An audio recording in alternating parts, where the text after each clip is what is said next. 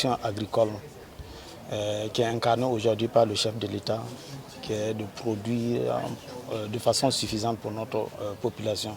Il a dit que tout est urgent, il faut aller vite et bien.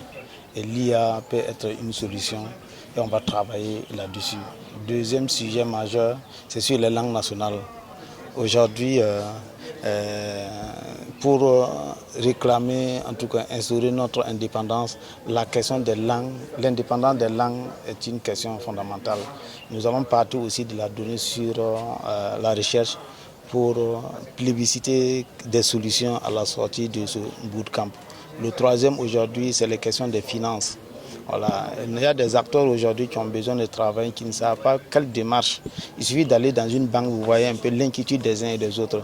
L'IA peut aider les acteurs du bout en bout, en amont comme en aval. Et ce que nous allons essayer, c'est essayer de fournir des solutions minimalistes qui vont se développer au fur et à mesure. Voici 3 points essentiels sur lesquels nous allons essayer de travailler voilà, de façon très intense. C'est quelques jours de bootcamp.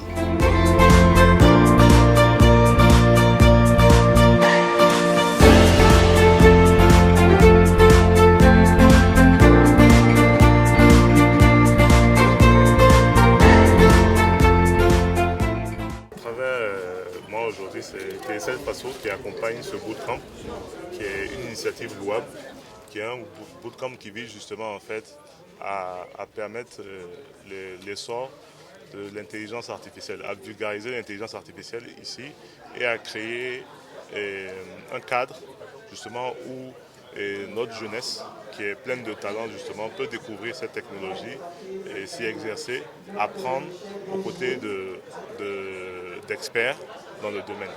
Parce que comme vous le savez aujourd'hui, on parle d'une nouvelle révolution. L'Internet a été une révolution.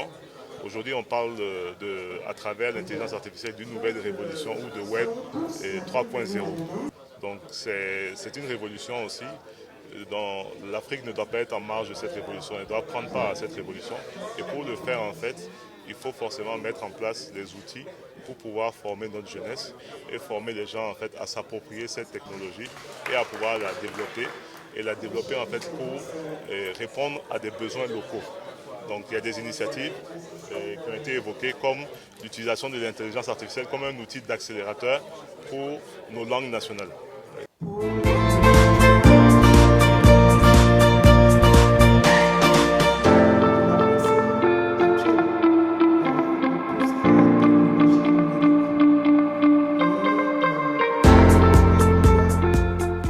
Dayamba a eu cette initiative parce qu'il connaît bien la problématique de la recherche et aussi en lien avec tout ce qui est avancée technologique.